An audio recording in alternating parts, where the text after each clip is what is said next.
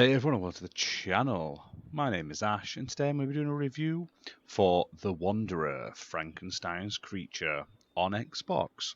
So this was released on the 16th of March 2022. It's developed by Belle Games, and it's published by Hidden Trap, who were kind enough to send me a copy of this game to do this video review, so big thank you to them for that. Now, this had previously been released as a mobile game. It's won quite a few awards from what I can gather. So I went into this very excited. It looks like a very beautiful game, like from the pictures I'd seen and stuff like that. So I was really looking forward to playing it. So the basic description is, you play as the creature, a wanderer without memory or past, a virgin spirit in a completely fabricated body, to forge the destiny of his artificial being who is ignorant of both good and evil. You will have to explore the vast world and experience joy and sorrow. Dr. Frankenstein's founding myth is once again revealed in all its glory through the innocent eyes of its creature. 1,000 miles from horror stories, here is a sensitive wanderer in the shoes of a pop icon. So if you haven't gathered from the name of this game is about Frankenstein's monster, and basically that's based on obviously the novel by Mary Shelley, and this game starts as you are the creature, like the monster. You wake up and everything is just there, and you have to slowly sort of come around to the world, open your eyes and sort of see everything around you, and you start to sort of learn and experience like life basically as you play in the game, for good and bad, I must say. Now the story in this game, like the storytelling, is really good. Basically you start off and you end up sort of getting to a section, you're attacked by villagers because you're a monster, you go and hide, and then you end up helping this family who basically they've got no money, they're and they're struggling. I think the dad's not very well or old, so he's not able to get like the food and the wood, etc. And so you're basically helping them, and then you're sneaking books and you're reading and learning. So when you first start, you can't understand what people are saying. It's all in like gobbledygook. But as time progresses and the story progresses, you put all the words together and you can start to understand what they're saying as well. But obviously, once you reveal yourself, you kind of can imagine how the story goes. But it's a very nice, not in a like a, it's not an upbeat story as such, but it's very well written. It's very well told, and it was really nice to play through. Like I said, I really enjoyed it. Now, on top of that, the game also features a beautiful sort of watercolor paint style, like absolutely gorgeous. Looks like it's been painted, like it looks like it's been taken from paintings as well. Like they've physically just copied a painting, but it's not.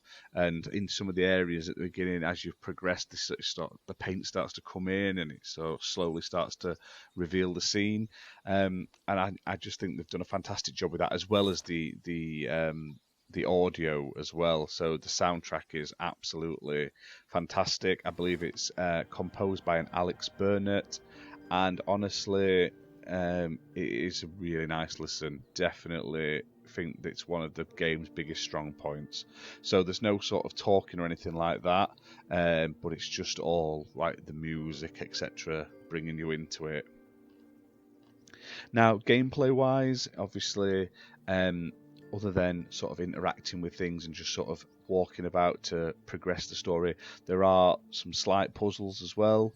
Early on, it's sort of like interact with things in a certain manner. There's different ways to interact with things. There's puzzles as you get on, and you get clues and you have to discover things and stuff like that. So there's a nice, well laid out amount of puzzles. They're not every 5 seconds.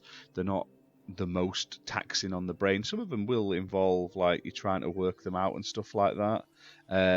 However, some of them are pretty straightforward, but none of them are ever too taxing. And like I say, obviously this was originally developed for a phone, so it's a nice sort of laid back play, basically, which I thought was really, really good, and especially with the sort of story it's telling, etc.